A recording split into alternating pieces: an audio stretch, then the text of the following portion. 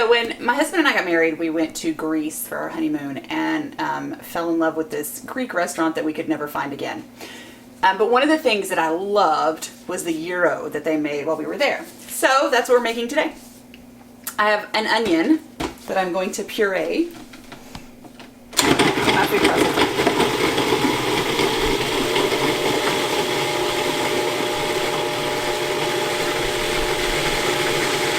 And I really do mean puree. I don't want chunks of onion in my meat.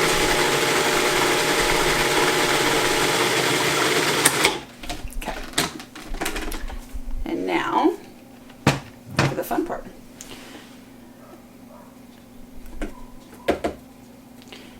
I'm going to pour the onion into this tea towel and drain all of the liquid out. Because in order for the meat to not fall apart, and in order for it to stay sliced, I have to get all of the liquid out.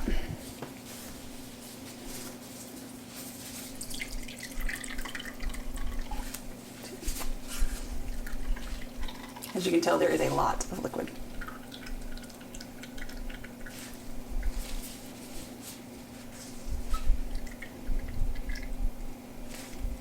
All right.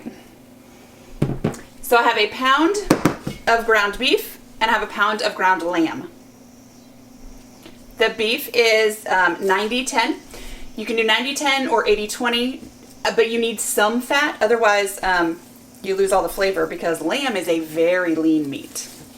Okay, so now we are going to add to the 2 pounds of meat our pureed onion.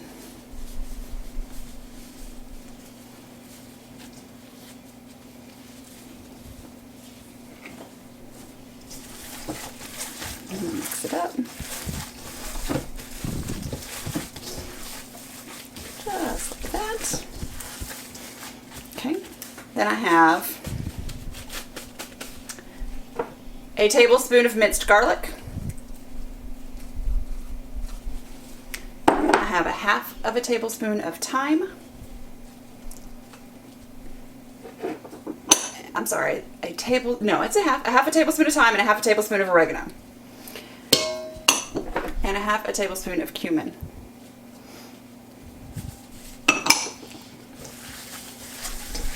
And we're going to mix.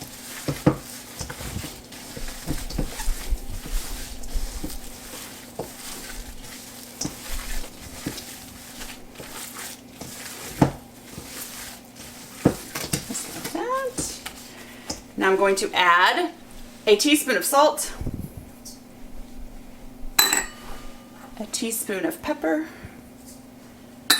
and a half a teaspoon of rosemary. Mix all that together.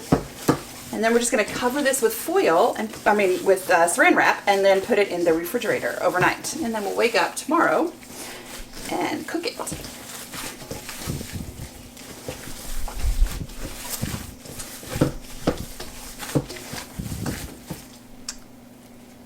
That piece is too big.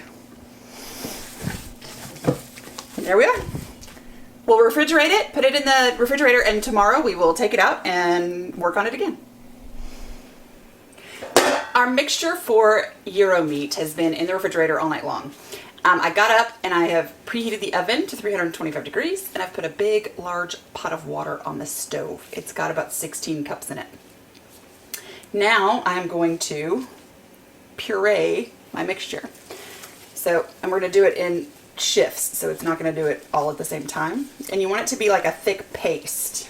So I'm just going to put it in my food processor.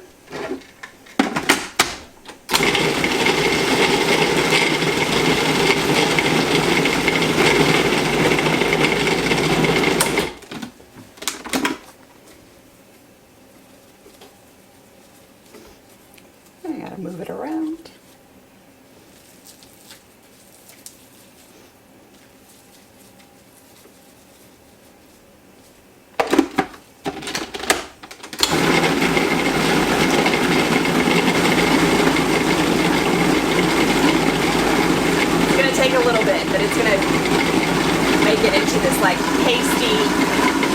consistency so that we can layer it in the pan. If you can see, the pieces on the side are already there. It's just taking a big chunk in the middle, and it's working it through until it becomes a paste.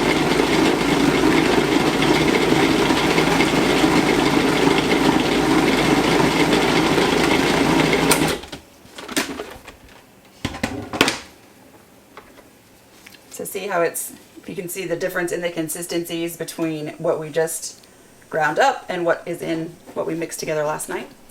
So what I'm going to do is get as much of it as I can out without cutting my fingers on the blade, because that would be bad.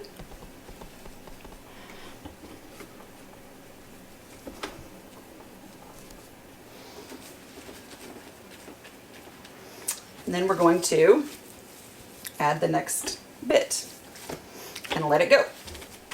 And while that works, I'm going to press down on this to get all of the air out so that we don't have any air bubbles in it when we bake it or steam it.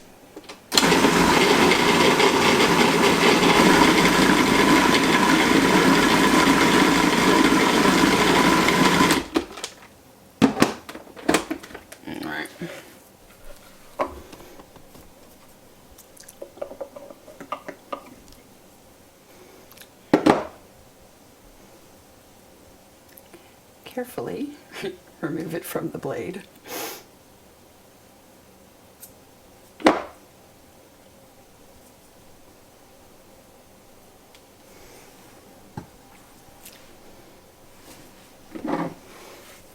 then I'm just going to get all the rest that's out in the processor.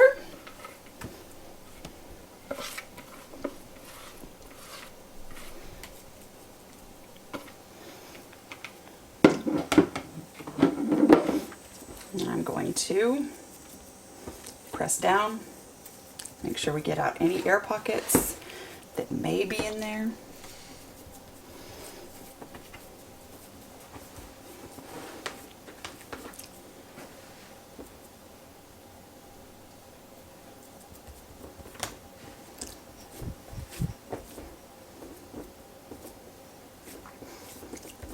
There we are.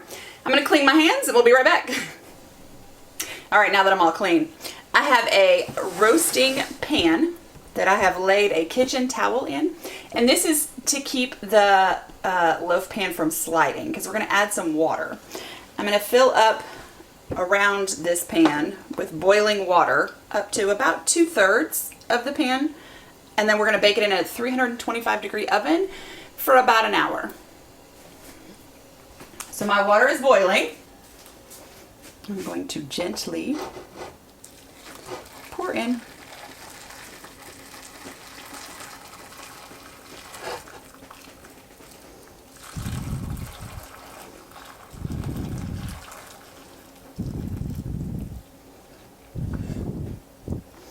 There we go. And now we're going to bake it at 325 degrees for about 60 minutes. So we let our gyro meat cook in the oven for about an hour. And now I'm going to remove the loaf pan. I'm going to drain off the fat.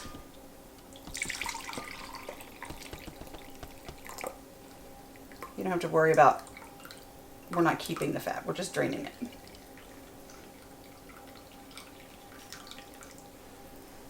then I'm going to put it on my stoneware because it's heat proof and it won't ruin my table. But I have another loaf pan that I have filled with beans and rice, which is really just like a weight. We are going to press it down and let it sit here for 20 minutes. And then we're going to remove the meat, wrap it up, and put it in the refrigerator. All right, so it's been 20 minutes. And we added the giant dictionary just to make sure we had the meat fully compressed. And now I'm just going to pull it out, put it in foil, wrap very, very tightly, and stick it in the refrigerator. And we will refrigerate it for at least 4 hours and then come back and slice it. All right, so Our meat has been in the refrigerator cooling. It's now a brick, and now it's time to slice. So all I'm going to do is make very thin slices like this. About 3 or 4 per person for adults.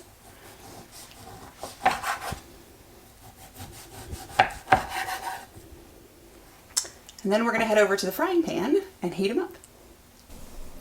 Okay, so I have you need about 2 teaspoons of olive oil. I have my pan, it's been sitting here heating. I'm going to add my olive oil to it. And then we're just going to very gently lay our pieces in the pan and let them heat up. About 1.5 minutes on each side.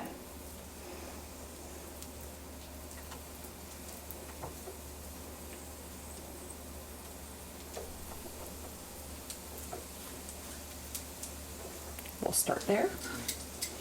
Let them heat up, flip them over, then we'll move on to the next batch.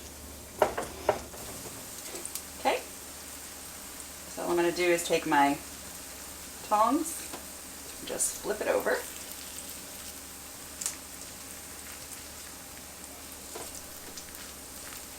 And see these crunchy bits, those are my favorite. It gets nice and crunchy.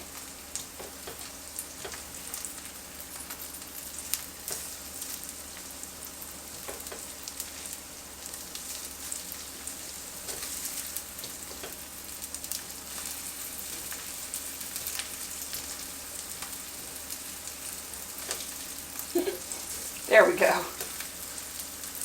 Get it. There we go. Got another 1.5 minutes on this side, and then we'll go to the next batch. I'm going to tell you, I'm going to be honest. I so wish y'all could smell what this smells like because it's amazing. Our second 1.5 minutes is up. Now I'm just going to start moving over to my platter so I can get started on the next set, and then we can build our gyros. All right, so I have heated up our pita bread. I got whole wheat this time, trying to be a little healthier. And I did not make my own because it's a rushed day. So I warmed it up in my tortilla warmer. We're gonna take 3 pieces of the meat and put it on the middle like this. I'm gonna take a little bit of feta cheese, sprinkle it over. I made some homemade tzatziki sauce, which you can see on another video where I made chicken gyros. And there it is. And a few tomatoes. If you want, like I'm gonna make mine with red onion, but it's in the freezer right now so that I can get rid of the oils that make me cry. Or you can use lettuce or cucumbers or pretty much whatever you want to on your gyro, but this is how my husband eats his.